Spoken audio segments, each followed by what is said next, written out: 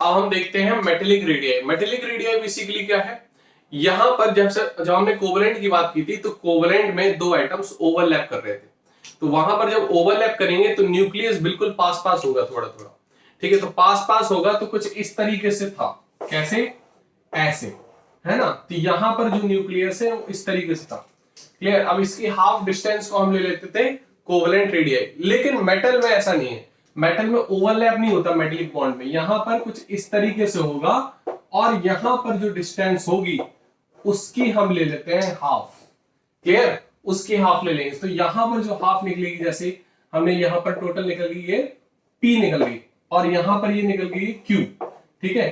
तो यहां पर जो Q/2 है ये हमारी क्या है, radius of covalent, covalent radius half करना है, ठीक है।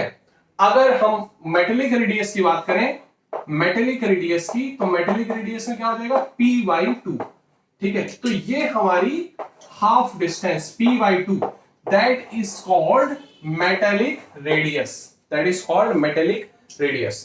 तो यहां पर ओवरलैप नहीं होता, एटम्स मेटेलिक बॉन्ड में ओवरलैप नहीं होते, ना ही आयोनिक में होते, ठीक है।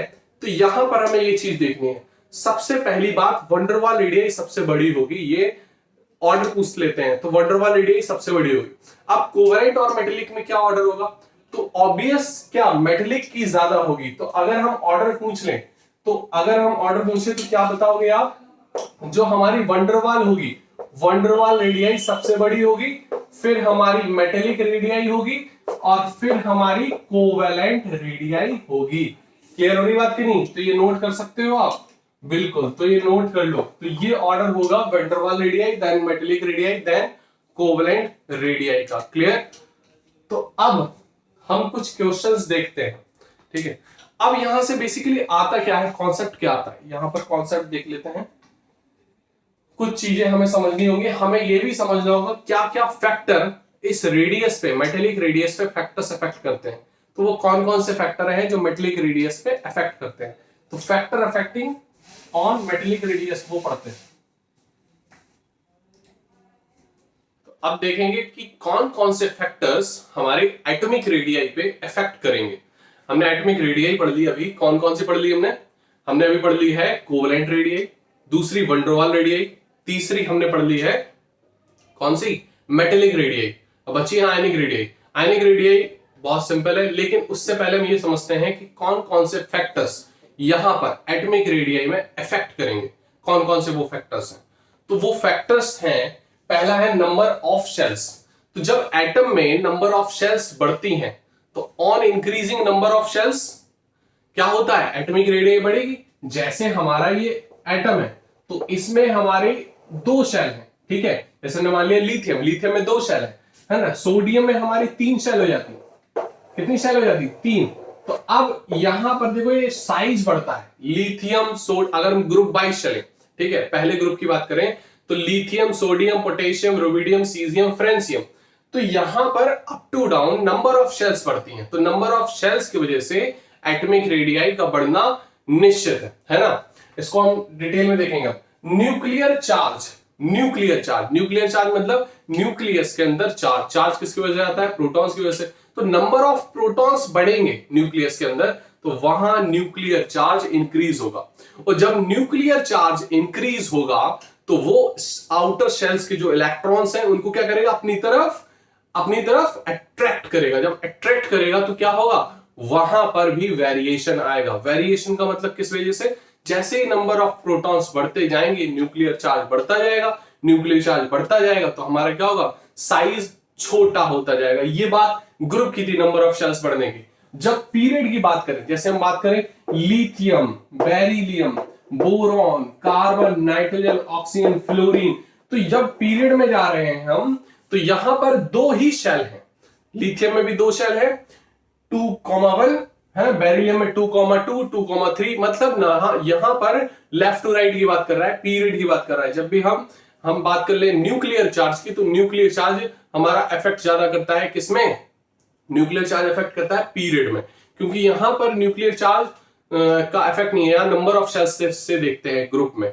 तो यहां पर न्यूक्लियर चार्ज बढ़ेगा तो लेफ्ट टू राइट पीरियड में साइज छोटा होता जाएगा ड्यू टू कॉन्ट्रैक्शन, यहाँ पर कॉन्ट्रैक्ट होंगे, जो आउटर मोस्ट शेल है वो इलेक्ट्रॉन्स उसके जो न्यूक्लियस है उसको पुल अप करेगा अपनी तरफ, तो अट्रैक्ट करेगा, तो साइज धीरे धीरे लेफ्ट टू राइट पे छोटा होता जाएगा, है ना। लास्ट है हमारा स्क्रीनिंग और शील्डिंग इफेक्ट। स्क्रीनिंग और शील्डिंग इफेक्ट ये क्या है भाई? ये नई चीज है और ये आती है आपके स्कूल के एग्जाम्स में भी आएगी, और इससे क्वेश्चंस बहुत आते हैं, मेंस में भी क्वेश्चंस आते हैं, नीट में भी क्वेश्चंस आते हैं, तो इसलिए ये टॉपिक एक इंपॉर्टेंट टॉपिक है। यहां से क्वेश्चंस जो ऑर्डर के हैं वो पूछ सकते हैं ज्यादातर। तो स्क्रीनिंग इफेक्ट से क्या है, स्क्रीनिंग इफेक्ट का मतलब क्या है, हम यहां पर अभी छोटा मोटा समझा देते हैं, फिर हम एक एक स्टेप को डिटेल में समझेंगे। तो स्क्रीनिंग इफेक्ट बेसिकली क्या है कि हमारा न्यूक्लियस है, ठीक है, न्यूक्लियस है और यहां पर ये शेल्स है, तो ये आउटर मोस्ट शेल है, ये आउटर मोस्ट शेल में इलेक्ट्रॉन होंगे और इनर शेल में भी इलेक्ट्रॉन होंगे। इनर शेल हमारी पूरी कंप्लीट होगी, ऑक्टेट कंप्लीट होता है तभी तो आगे वाली शेल्स में बढ़ते हैं इलेक्ट्रॉन, उसी में भरेंगे। तो जो आउटर मोस्ट शेल के इलेक्ट्रॉन्स हैं वो न्यूक्लियस की तरफ अट्रैक्ट होंगे, अट्रैक्ट होने के साथ साथ यहां पर जो उसके अंदर वाली शेल है इसके इलेक्ट्रॉन आउटर मोस्ट शेल के इलेक्ट्रॉन्स को क्या करेंगे, थोड़ा सा रिपेल करेंगे या शील्ड करेंगे या स्क्रीन बना लेंगे अपने। तो जैसे हम ऐसे खड़े हो गए तो पीछे ऐसे पूरे सभी लोग खड़े हो गए, हम लोग हाथ जोड़ गए, तो पीछे वाले लोग देख नहीं सकते, तो यहां पर हमने एक स्क्रीन बना ली और पीछे वाले इलेक्ट्रॉन्स थोड़ा सा, और सेम चार्ज है दोनों के, ये भी इलेक्ट्रॉन्स है वो भी इलेक्ट्रॉन्स है, तो इनर जो अंदर वाली शेल के इलेक्ट्रॉन्स है वो आउटर वाली शेल्स के इलेक्ट्रॉन्स को रिपेल भी करते हैं थोड़ा सा, ठीक है। तो स्क्रीनिंग भी करते हैं और रिपेल भी करते हैं, यहां पर दोनों काम हो गया। स्क्रीन का मतलब एक शील्ड करना, तो ये टोटल स्क्रीन में ही आ जाता है, शील्डिंग इफेक्ट और स्क्रीनिंग इफेक्ट, ठीक है। इसको आप नोट कर सकते हो तीनों, फिर हम डिटेल में देखेंगे। यहां पर हम देखेंगे पहला पॉइंट है that is number of shells. तो नंबर ऑफ शेल्स के अकॉर्डिंग, नंबर ऑफ शेल्स हमारा ज्यादातर काम करता है ग्रुप में, तो नंबर ऑफ शेल्स में क्या है, larger the number of shell on an atom that shows larger size. तो हम एटम में देख लेंगे जिसका प्रिंसिपल क्वांटम नंबर ज्यादा हुआ, जिसके मतलब शेल ज्यादा हुए, ठीक है, तो वहां पर उसका साइज बड़ा होगा, उसका साइज हम देखते ही पता कर लेंगे कि हाँ इसका साइज बड़ा है, क्लियर। अब जो दूसरा पॉइंट है that is nuclear charge. Nuclear charge काम करता है, हम देखते हैं यहां पर पीरियड में, तो पीरियड में क्या है, nuclear charge left to right बढ़ता है, अभी हमने बताया था। तो न्यूक्लियर चार्ज जब बढ़ता है ना, तो न्यूक्लियर चार्ज बढ़ेगा तो आउटर मोस्ट शेल के इलेक्ट्रॉन्स को वो क्या करेगा, अपनी तरफ खींचेगा। तो देखो ऑन इंक्रीजिंग न्यूक्लियर चार्ज, जब न्यूक्लियर चार्ज बढ़ेगा मतलब प्रोटॉन्स बढ़ेंगे, नंबर ऑफ प्रोटॉन्स बढ़ेंगे न्यूक्लियस के अंदर, तो of an atom atomic size get on decreasing, जैसे जैसे बढ़ता जाएगा वैसे वैसे साइज घटता जाएगा, मतलब इनवर्सली प्रोपोर्शनल बात कर सकते हैं हम, ठीक है। नेक्स्ट हम देखेंगे स्क्रीनिंग इफेक्ट। देखो स्क्रीनिंग और शील्डिंग इफेक्ट क्या है, बेसिकली स्क्रीनिंग काम कर रहा है, देखो ये स्क्रीन की बात कर रहा है, या शील्ड की कह दो तो शील्डिंग का काम कर रहा है ना। शील्ड का मतलब छिपाना, है ना, ग्रहण बोल सकते हो, इक्लिप्स बोल सकते हो।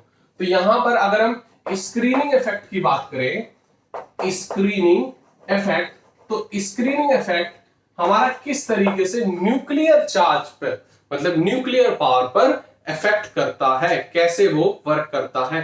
तो न्यूक्लियर अगर पावर की बात करें, जैसे हमारा ये एटम है, ठीक है, ये हमारा एटम हुआ, ठीक है, तो एटम हुआ, तो ये हमारा न्यूक्लियस इसका, जो इसको इफेक्ट लगाना चाहिए था किस पे, आउटर मोस्ट शेल पे, वो उस हिसाब से नहीं लगा पाता, ठीक है, उस हिसाब से नहीं लगा पाता। उसकी वजह क्या है, जैसे हम आपको एक एग्जांपल दें, कोई सेलिब्रिटी आई अपने एरिया में, ठीक है, कोई फोटोशूट के लिए, ठीक है, तो अगर वो आई और हम लोग का क्या लग गया, झुंड, तो जब झुंड लग जाता है कुछ बड़ी चीज जिनके लिए हम ज्यादा डेस्परेट हैं, तो झुंड लग जाता है सोसाइटी में, तो अगर झुंड लग गया तो पहली शेल बन जाती है, पहला कवर कर लेते हैं लोग, ठीक है, फिर दूसरी शेल बन जाती है, फिर तीसरी शेल बन जाती है ना।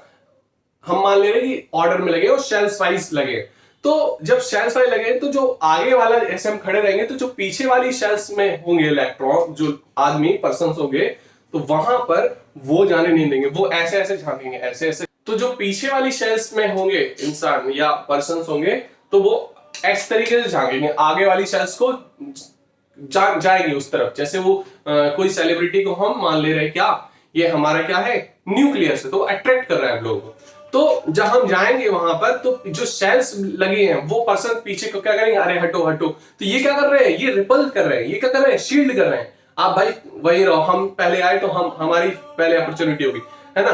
तो ये इस तरीके से चीज यहां पर वेरी करती है, इस तरीके से काम करता है ना। तो उसी बेसिस पे अगर ये इलेक्ट्रॉन्स यहां पर हैं, है ना, ये इलेक्ट्रॉन्स यहां पर हैं, तो ये इलेक्ट्रॉन्स ये आउटर मोस्ट शेल के इलेक्ट्रॉन्स को क्या करेंगे, रिपेल करेंगे, क्या करेंगे, रिपेल करेंगे आउटर मोस्ट शेल के इलेक्ट्रॉन्स को। अब ये ज्यादा इफेक्ट करेगा जो बिल्कुल बगल वाले हैं, ठीक है। एक तो ये तो शील्ड कर रहे हैं, शील्ड के बाद सेम चार्ज के हैं तो ये रिपेल भी कर रहे हैं, ठीक है, सेम चार्ज के हैं तो ये रिपेल भी कर रहे हैं। न्यूट्रल है, अगर न्यूट्रल होते पार्टिकल्स तो केवल और केवल शील्ड करते हैं, लेकिन यहाँ शील्ड के साथ साथ यहाँ कर रहे हैं रिपल्शन भी कर रहे हैं, तो ओवरऑल शील्डिंग इफेक्ट में आ जाता है ये पूरा, है ना। तो शील्ड का काम कर रहा है। अब जैसे सूरज की रोशनी हमारे पास आती है, लेकिन बीच में चांद आ जाता है, ठीक है, तो ग्रहण लग गया तो उसकी रोशनी नहीं आ पा रही, तो वो क्या कर रहा है, सूरज की रोशनी को शील्ड कर रहा है, क्या कर रहा है, वो शील्ड कर रहा है। तो इस तरीके से हम चीजों को यहां पर देखेंगे। तो इसको हम फिर निकालेंगे क्या, जैसे ये न्यूक्लियर चार्ज है हमारा Z, क्या है ये Z, तो अब ये Z है, तो अब क्या करेगा, ये तो Z है लेकिन ये Z काम नहीं कर रहा, ठीक है, ये तो हमारा हो गया Z न्यूक्लियर चार्ज, जो ओरिजिनल न्यूक्लियर चार्ज है, ठीक है। और सिग्मा यहां पर काम कर रहा है, ये बताता है स्क्रीनिंग इफेक्ट, है ना, ये बताता है स्क्रीनिंग इफेक्ट। क्लियर, अब क्लियर होगी बात। अब जो हमें Z इफेक्टिव निकालना है, Z इफेक्टिव मतलब इफेक्टिव न्यूक्लियर चार्ज, इसको हम Z स्टार से डिनोट कर देंगे, इसको बोलते हैं इफेक्टिव न्यूक्लियर चार्ज। क्या बोलेंगे, इफेक्टिव न्यूक्लियर चार्ज। तो इफेक्टिव न्यूक्लियर चार्ज निकालना है, आप खुद सोच सकते हो, जो स्क्रीनिंग इफेक्ट लग रहा है तो ओरिजिनल से माइनस हो जाएगा वो, है ना। ये जो Z स्टार हमको निकालना है, जो इफेक्टिव आ रहा है, तो इफेक्ट किस वजह से आ रहा है भैया, स्क्रीनिंग इफेक्ट की वजह से आ रहा है ना, तो स्क्रीनिंग इफेक्ट माइनस कर दो तो हमारा Z इफेक्टिव आ जाएगा। तो यही करते हैं हम फिर, तो Z स्टार हमें निकालना है, तो क्या करेंगे, Z माइनस सिग्मा कर देंगे, क्या कर देंगे, Z माइनस सिग्मा। अब Z हमको पता होता है, ठीक है, Z स्टार हमको निकालना होता है, और Z स्टार निकालेंगे कैसे, जब हमें सिग्मा पता होगा। और सिग्मा निकालने के लिए हम कुछ कैलकुलेशन सभी सीखेंगे, सिग्मा किस किस तरीके से वेरी करता है अगर अलग अलग ऑर्बिटल्स में इलेक्ट्रॉन्स आ गए तो वहां पर चीजें वेरिएशन आने लगता है। तो वो वेरिएशन अभी हम देखेंगे, इसको नोट कर सकते हो। ये फॉर्मूला हम यूज करेंगे Z इफेक्टिव निकालने के लिए, मतलब स्क्रीनिंग इफेक्ट निकालने के लिए। स्क्रीनिंग इफेक्ट बेसिकली क्या है, स्क्रीनिंग इफेक्ट तो ये है, तो स्क्रीनिंग इफेक्ट भी आपसे पूछ सकते हैं क्वेश्चंस में, इसका स्क्रीनिंग इफेक्ट निकालो, और आपसे इफेक्टिव न्यूक्लियर चार्ज भी पूछ सकते हैं, और इफेक्टिव न्यूक्लियर चार्ज से आप वहां से क्वेश्चंस भी बहुत जनरेट होते हैं, तो वो क्वेश्चंस भी हम देखेंगे। पहले इसको नोट करो फटाफट। तो अगर हम यहां पर बात करें कि स्क्रीनिंग इफेक्ट की डेफिनेशन कैसे लिखें, तो इसमें लिखेंगे the inner layer of the electrons act as a shield, वो शील्ड का काम करेगी between nucleus and outermost shell के इलेक्ट्रॉन्स पर। This is known as shielding effect और स्क्रीनिंग इफेक्ट। देखो अगर हम बात करें, जैसे हमारा ये न्यूक्लियस है, तो न्यूक्लियस है, ये हमारी शेल्स बनी हुई है, क्या बनी हुई है, शेल्स। अब जो हमारी बिल्कुल आउटर मोस्ट वाली शेल है, इसको बोलते हैं अल्टीमेट शेल। क्या बोलते हैं, अल्टीमेट शेल। तो अगर हमने इसको मान लिया जैसे ये NS है, क्या ये NS या N शेल है, क्या ये N शेल, तो N शेल होगी। अब जो अंदर वाली होगी इसको बोलते हैं पेनल्टीमेट शेल। क्या बोलते हैं इसको, पेनल्टीमेट शेल। क्या बोलते हैं, पेनल्टीमेट शेल। पेनल्टीमेट शेल जो होती है वो हमारी N-1 होती है। क्या होती है, N-1। और जो और एक और अंदर होती है उसको बोलते हैं प्री पेनल्टीमेट शेल। क्या बोलते हैं, प्री पेनल्टीमेट शेल। क्या बोलते हैं, प्री पेनल्टीमेट शेल। तो प्री पेनल्टीमेट शेल हमारी होती है N-2। तो अब जो अल्टीमेट शेल पे स्क्रीनिंग इफेक्ट लगेगा वो लगेगा पेनल्टीमेट शेल के कारण। समझ में आ रही बात कि नहीं, पेनल्टीमेट शेल के कारण। प्री पेनल्टीमेट शेल के कारण भी लग सकता है, लेकिन इफेक्टिव उतना नहीं होगा। जो पास ज्यादा है वो ज्यादा अफेक्टेड करेगा, है ना। जैसे 3 लेयर बनी थी, तो जो हमारे बिल्कुल पीछे है तो हम उसको फोर्स लगाएंगे ना ज्यादा, जो थोड़ा आगे है वो कम फोर्स लगाएगा। तो यहां पर pre penultimate shell ultimate shell को कम अफेक्ट करेगी, बजाय पेनल्टीमेट ज्यादा करेगी। तो यहां पर पेनल्टीमेट शेल अफेक्टेड स्क्रीन ज्यादा करती है, शील्ड ज्यादा करती है इसको, आउटर मोस्ट इलेक्ट्रॉन को, आउटर मोस्ट शेल के इलेक्ट्रॉन को या अल्टीमेट शेल के इलेक्ट्रॉन्स को। अगर यहां पर आपसे ऑर्डर पूछ लिया जाए, यहां पर ऑर्डर पूछते हैं सब शेल में, तो एसपीडीएफ में, यहां पे तो क्लियर हो गया। अब जब सब शेल में अंदर जाते हैं एसपीडीएफ में, तो एसपीडीएफ में कौन अच्छे से शील्ड करेगा, कौन अच्छा स्क्रीनिंग इफेक्ट दिखाएगा। तो अगर हम एसपीडीएफ का ऑर्डर पूछें, एसपीडीएफ में कौन अच्छे से स्क्रीनिंग इफेक्ट लगाएगा, ऑर्डर क्या होगा इसका। तो आपको ये पता होना चाहिए, हम आपको बता चुके थे कि पिछले लेक्चर में जब हमारा वो चल रहा था स्ट्रक्चर ऑफ एटम, और हम आपको ये पता होगा कि एस का जो शेप होता है वो स्फेरिकल होता है, पी का जो शेप होता है वो डंबल होता है, डी का डबल डंबल होता है, एफ का मल्टी डंबल होता है। तो जो स्फेरिकल शेप में होंगे, सिमेट्रिकल होंगे, वो शील्ड अच्छा करेंगे, वो शील्ड अच्छा करेंगे, पूरा एरिया कवर करेंगे। तो एस का यहां पर सबसे ज्यादा शील्डिंग इफेक्ट होता है, फिर पी का, फिर डी का। जैसे ही डिफ्यूजन बढ़ता जाएगा और ज्यादा, तो शील्डिंग इफेक्ट कम होता जाएगा। जब हमारा डिफ्यूजन कम होगा तो शील्ड अच्छे से करेंगे। क्लियर हो रही बात कि नहीं। तो ये ऑर्डर होगा सब शेल के स्क्रीनिंग इफेक्ट का। क्लियर हो रही बात, नोट कर सकते हो। फिर हम देखेंगे यहां पर रूल्स कैसे हम कैलकुलेट करें, ठीक है, स्क्रीनिंग इफेक्ट को कैसे हम कैलकुलेट करें, नोट कर लो इसको।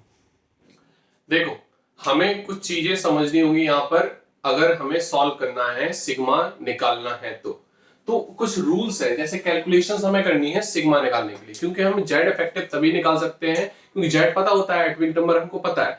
जेड से हमें माइनस करना होता है sigma, that is screening constant. तो हमें स्क्रीनिंग कांस्टेंट को निकालने के लिए सबसे पहले करना क्या होगा, राइट इलेक्ट्रॉनिक कॉन्फ़िगरेशन। तो पहले हम इलेक्ट्रॉनिक कॉन्फ़िगरेशन करेंगे और इलेक्ट्रॉनिक कॉन्फ़िगरेशन को कुछ इस टाइप में अरेंज कर देंगे। 1s का अलग, फिर 2s 2p अलग कर देंगे, फिर 3s में 3d भी आती, तो 3s 3p अलग है, sp का पेयर अलग चलेगा, d अलग कर देंगे। ऐसे 4s में आ जाएगा तो 4s 4p अलग चलेगा, d अलग कर देंगे। तो हमें जो अपने सिलेबस में पढ़ना है, जितने क्वेश्चंस हमारे बनते हैं मेंस नीट में, वो सब इससे ही आ जाएंगे मोस्टली, ठीक है। तो अब जो दूसरा पॉइंट है फॉर n, अगर पहली शेल है दैट इज अल्टीमेट शेल, तो अल्टीमेट शेल के लिए हम सिग्मा 0.35 हम कर लेते हैं और जितने भी नंबर ऑफ इलेक्ट्रॉन्स है उसका उसमें मल्टीप्लाई कर देंगे, ठीक है। तो 0.35 n कर देंगे, n मतलब नंबर ऑफ इलेक्ट्रॉन्स का मल्टीप्लाई कर देंगे, नंबर ऑफ इलेक्ट्रॉन्स कर दो यहां पर, वरना तुम प्रिंसिपल क्वांटम नंबर समझने लगोगे। तो नंबर ऑफ इलेक्ट्रॉन्स का मल्टीप्लाई कर देंगे, यहां पर भी 0 पॉइंट आएगा तो नंबर ऑफ इलेक्ट्रॉन्स का मल्टीप्लाई कर देंगे। क्लियर। अब देखो दूसरा पॉइंट क्या बोला है, फॉर n मतलब अल्टीमेट शेल के लिए सिग्मा जो है we take 0.35 into number of electrons, into number of electrons कर देंगे। तीसरा पॉइंट है फॉर n-1, तो n-1 मतलब पेनल्टीमेट शेल, पेनल्टीमेट शेल के लिए सिग्मा हम ले लेते हैं 0.85, तो उसका नंबर ऑफ इलेक्ट्रॉन्स से हम मल्टीप्लाई कर देंगे जितने भी नंबर ऑफ इलेक्ट्रॉन्स होंगे। अब जैसे हम क्वेश्चन सॉल्व करेंगे तो उससे और ज्यादा अच्छे से क्लियर हो जाएगा। लास्ट पॉइंट है फॉर n-2, तो n-2 के लिए हम क्या करेंगे कि 1 हम लेते हैं, फिर जितने भी प्री पेनल्टीमेट शेल है सबका 1 ले लेंगे, वो चाहे कोई भी हो। अब हम क्वेश्चंस देखेंगे तो क्वेश्चंस से और ज्यादा अच्छे से क्लियर हो जाएगा आप लोगों को, ठीक है। अब जैसे देख रहे हैं यहां पर क्वेश्चंस उठाते हैं सीधे, क्योंकि हमें क्वेश्चंस सॉल्व करने आने चाहिए, और क्वेश्चंस अगर आ गए समझो कॉन्सेप्ट की पकड़ हमें आ गई है, कॉन्सेप्ट हमें समझ में आ गया है बेसिकली, ठीक है। तो अब देखना है यहां पर, अगर हम बात करें, हमें निकालना है सोडियम के लास्ट इलेक्ट्रॉन का, ठीक है, सोडियम के लास्ट इलेक्ट्रॉन का मतलब इसका इलेक्ट्रॉनिक कॉन्फ़िगरेशन करो 1s2 2s2 2p6, ठीक है, 3s1 3s1 आ रहा है ना। अब यहां पर कुछ रूल्स है, sp अगर s और p में है तो यहां पर कुछ रूल्स अलग है, और d में है और f में है तो यहां पर रूल्स अलग है। वो रूल्स हम क्वेश्चंस को सॉल्व करते करते ही समझ जाएंगे। देखो अगर s में है यहां पर तो मतलब ये n है और ये n-1 है और ये क्या है हमारा, ये हमारी कौन सी हो गई है n-2। तो अब हमें 3s वाला निकालना है, मतलब n के लिए निकालना है 3s1 का इलेक्ट्रॉन। तो इसके लिए क्या करेंगे, हमें इसके लिए निकालना है तो इसको तो छोड़ देंगे क्योंकि इस पे ही तो शील्डिंग लग रही है, इस पे ही तो शील्डिंग लग रही है हमारी, तो इसको छोड़ देंगे तो n-1 क्या हो गया हमारा, दैट इज 2s2 2p6। तो कितने इलेक्ट्रॉन है 8 इलेक्ट्रॉन के लिए क्या करते हैं 0.85 से मल्टीप्लाई। क्लियर हो रही बात कि नहीं। अब दूसरा हमारा ये हमारा 1 से हो जाएगा, तो 1 से हमारा 2 का मल्टीप्लाई, टोटल हमारा सिग्मा यहां पर कितना आ गया, टोटल सिग्मा हम मल्टीप्लाई कर देंगे तो 8 5 जा 44 और 8 8 जा 64 और 4 कितना हो गया 68, मतलब 6.80 और यहां पर 2 1 जा 2, तो कितना हो गया टोटल हमारा 6.8 इंटू 2 8.8 आ गया हमारा सिग्मा।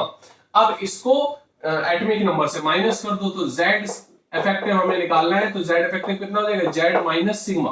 तो इसका Z इफेक्टिव कितना हो गया 11 माइनस 8.8 कितना हो गया यहां पर, ये हमारा हो गया कितना हो गया 0.2 और 2.2 आंसर आ जाएगा इसका 2.2। हमारा जो Z इफेक्टिव निकलेगा सोडियम के 3s1 के इलेक्ट्रॉन का वो निकलेगा 2.2। क्लियर हो रही बात की नहीं। अब हम समझेंगे एक आध डी वाला कॉन्सेप्ट ले लेते हैं। अगर देखो यहां पर अगर ये 3s2 हो जाता, मतलब मैग्नीशियम के लिए निकालते हैं, तो एक इलेक्ट्रॉन जो था वो एक इलेक्ट्रॉन 0.35 ऐसा काउंट होता, ठीक है। तो 0.35 और हम ऐड कर देते फिर, तो वो मैग्नीशियम के इलेक्ट्रॉन्स हो जाते, मैग्नीशियम का Z इफेक्टिव निकल आता। तो यहां पर अगर मैग्नीशियम की बात करते, अगर हम मैग्नीशियम की यहीं पर बात करते, ये सोडियम वाला आप लिख लेना स्क्रीन पॉज करके, और यहीं पर अगर हम मैग्नीशियम की बात करते ये 3s2, तो 3s2 में एक इलेक्ट्रॉन, ये एक इलेक्ट्रॉन है, तो ये वाले इलेक्ट्रॉन पे क्या लग रहा है, तो इसका जो लगेगा वो 0.35 और आ जाएगा यहां पर 0.35 और यहां ऐड कर देंगे तो 0.35 इसमें ऐड कर दो और, ठीक है। तो 0.35 ऐड कर देंगे इसमें, तो टोटल हमारा जो आ जाएगा वो आ जाएगा कितना 9 पॉइंट। अब देखो यहां पर 0.35 ऐड कर दो इसमें, तो कितना हो जाएगा टोटल, ये हमारा 5 रहा और ये 11 रहा, ये 9.15 आ गया। तो 9.15 आप माइनस कर दो किससे 12 से, 9.15 12 से माइनस कर दो क्योंकि एटॉमिक नंबर मैग्नीशियम का कितना होता है 12। अब ये बचा 0.85 मतलब 2.85 आ गया आंसर, कितना आ गया 2.85 Z इफेक्टिव निकल आएगा किसका मैग्नीशियम का। तो जब भी हम ये लेकर चले तो थोड़ा सा कैलकुलेशंस आप करते चलो, क्योंकि एग्जामिनेशन हॉल में आपको कैलकुलेटर अलाउड नहीं होता है, तो कैलकुलेशंस इसकी बहुत ज्यादा इंपॉर्टेंट है। तो कैलकुलेशंस इसको बहुत आराम से करना, ध्यान से करना चाहिए, ठीक है। तो इस तरीके से हम Z इफेक्टिव इसका निकाल सकते हैं। एक हम D का ले लेते हैं, D का कॉन्सेप्ट, ठीक है।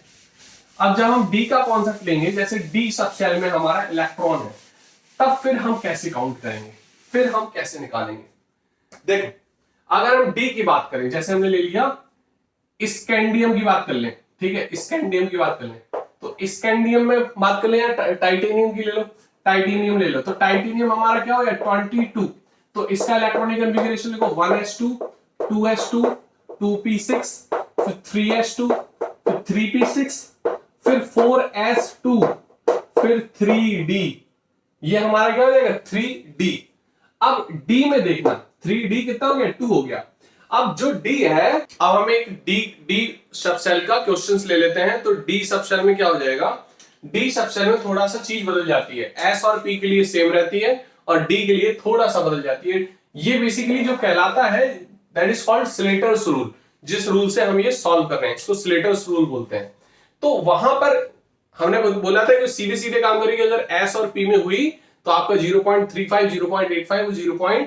ये हमारा 1 रहता है n-2 के लिए, ठीक है। 0.35 n के लिए 0. अगर n-1 में इलेक्ट्रॉन्स है तो 0.85 आ जाएगा, और n-2 में है इलेक्ट्रॉन्स तो लास्ट इलेक्ट्रॉन में देखना है कौन सी सेल में है। उसके बाद n-1 में 0.85 और 0.1 हमारा सीधे आ जाएगा n-2 में। अब जो खुद की सेल में है n में है तो उसमें 0.35 का मल्टीप्लाई होगा। अब जब हम D की बात करते हैं तो D में जैसे हमने इलेक्ट्रॉनिक कॉन्फ़िगरेशन किया, टाइटेनियम का होता है 22, तो लास्ट में जो n है, n तो सबसे लास्ट में आ रही है, तो उसका तो शील्डिंग लगेगा नहीं, इसमें लगेगा किसका, इसका d। तो इससे पहले वाले जितने इलेक्ट्रॉन्स होंगे तो सबका इसमें 3D में शील्ड करेगा वो। अब वो किस तरीके से करेगा ये हमें थोड़ा सा देखना है। अब देखो, जब हम d की बात करते हैं तो जो खुद की सबशेल में है इलेक्ट्रॉन, उसका मल्टीप्लाई 0.35 से कर देंगे। तो अब जैसे d है तो d में देखो ये इस तरीके से होती है, तो ये है इलेक्ट्रॉन, तो ये इलेक्ट्रॉन जो है, तो ये इलेक्ट्रॉन भी इसको शील्ड करेगा, तो ये जो इलेक्ट्रॉन शील्ड करेगा इसको हम शील्ड कर देंगे 0.35 से। जो खुद की शेल में है, यहां पर डी में ये ध्यान देना है, अगर खुद की शेल में है तो वो 0.35 से मल्टीप्लाई होगा, तो 1 इंटू 0.35। टाइटेनियम हमारा 22 है, इस काइंड में टाइटेनियम वेनेडियम अगर होता तो दो इलेक्ट्रॉन हो जाते हैं, तो 2 इलेक्ट्रॉन इसको शील्ड करते 0.35 से। बस फिर इसके बाद जितने भी रेस्ट ऑफ इलेक्ट्रॉन है सब किससे होंगे, 1 से हो जाएंगे। तो अब रेस्ट ऑफ इलेक्ट्रॉन कितने हैं, 6, 18 हो गए टोटल इलेक्ट्रॉन, तो 18 इंटू 1 कर देंगे, तो टोटल जो सिग्मा हमारा निकल आएगा, सिग्मा 0.35 और प्लस 18, ठीक है। तो टोटल ये कितना निकल गया, 18 प्लस 0.35, 18.35 निकल गया। क्लियर, समझ में आ रही बात कि नहीं। अब हम क्या कर देंगे, 22 से माइनस कर देंगे, 22 एटॉमिक नंबर है, 18.35 से हमने माइनस कर दिया, तो टोटल हमारा कितना निकल आया इसमें, ये 65 हो गया, तो 3.65 इसका आंसर आ जाएगा, 3.65। क्लियर हो रही बात की नहीं। इसका जो जेड इफेक्टिव आ गया वो 3.65 आएगा। जेड इफेक्टिव हम कैसे निकाल रहे हैं, जेड इफेक्टिव निकाल रहे हैं जेड माइनस सिग्मा से, तो जेड माइनस आप सिग्मा करोगे तो कितना निकल आएगा, ये 3.65 टाइटेनियम के बैलेंस सेल के इलेक्ट्रॉन का। क्लियर, तो इस तरीके से आप एक दो क्वेश्चन और करना, और कोई डाउट हो तो फिर पूछ सकते हो आप। सारे चीजें खुली हुई हैं, टेलीग्राम पे आप भेज सकते हो क्वेश्चन, हर चीज में भेज सकते हो क्वेश्चन, सबसे पूछ लो, फोन कर लो, ठीक है। तो ये बेसिकली हमारा कॉन्सेप्ट है। क्लियर होगी बात, समझ में आ गया, एक एग्जांपल से समझ में आ गया होगा। हम एक और एग्जांपल ले सकते हैं, जैसे हमने ले लिया स्कैंडियम का या वेनेडियम का ले लिया, तो वेनेडियम में हमारे 3 इलेक्ट्रॉन हो जाएंगे, तो 3 इलेक्ट्रॉन अगर हो गए तो फिर इसका काउंट होगा, ठीक है, इसका काउंट होगा, तो ये 2 का मल्टीप्लाई 0.35 से हो जाएगा, तो ये कहां पहुंच जाएगा, इसका 0.7 होगा, 0.7 ये 18.7, 18.7 हम माइनस कर देंगे तो यहां पर आ जाएगा 3.3 आंसर, इसका जो 3.3 निकलेगा यहां पर। क्लियर हो रही बात की नहीं, इसको नोट कर सकते हो अच्छे से। फिर देखते हैं, अगर यहां पर हम आयनिक रेडियस की बात करें, अब आयनिक साइज की बात करें, तो आयनिक रेडियस, आयनिक साइज हम देख लेते हैं। तो आयनिक बेसिकली क्या काम करता है, it is defined as effective distance from the center of the nucleus of the ion up to which it exert influence on electron cloud। मतलब इलेक्ट्रॉन क्लाउड जहां तक इसका पहुंच रहा है वहां तक का डिस्टेंस न्यूक्लियस से हम इसमें क्या मानते हैं, एटॉमिक रेडियस या आयोनिक रेडियस। क्लियर, समझ में आ रही होगी बात, क्लियर। अब जैसे हमने एक बात कर ली, जैसे हमारा एक एटम है ए, ठीक है, और उससे एक इलेक्ट्रॉन निकल गया, तो ए प्लस की बात करिए, तो जो ए प्लस होगा, जो कैटायन होगा, वो न्यूट्रल एटम से हमेशा छोटा होगा। क्लियर, तो ये ज्यादा बड़ा होगा। क्लियर हो रही बात की नहीं। अब बेसिकली क्या है, ये पहला इसका कॉन्सेप्ट है कैटायन का, तो कैटायन हमेशा पेरेंट एटम से छोटा होता है साइज में, ठीक है। अगर हम कैटायन की बात करें, क्यों, क्योंकि जब इलेक्ट्रॉन हमारा निकल जाता है तो आउटर मोस्ट शेल का इलेक्ट्रॉन निकल गया, मतलब न्यूक्लियर चार्ज बढ़ गया, इफेक्टिव न्यूक्लियर चार्ज बढ़ गया, यहां पर वो इफेक्टिव न्यूक्लियर चार्ज बढ़ गया, तो फिर जो कैटायन है वो उसकी जो 10 इलेक्ट्रॉन है वो 11 प्रोटॉन है, तो वो साइज क्या कर देगा, न्यूक्लियर पावर बढ़ गई तो साइज क्या कर देगा, छोटा कर देगा, और यहां पर कैटायन का साइज छोटा हो जाता। अगर हम दूसरे सेकंड हैंड बात करें एनायन की, अगर ये एटम है और ये ए पे एक इलेक्ट्रॉन आ गया, तो ऑटोमेटिकली थोड़ा सा साइज बढ़ जाएगा। क्यों, साइज क्यों बढ़ जाएगा इसका, क्योंकि ओवरऑल जो इफेक्टिव न्यूक्लियर चार्ज है आउटर मोस्ट इलेक्ट्रॉन पे वो कम हो जाएगा। क्लियर हो रही बात कि नहीं।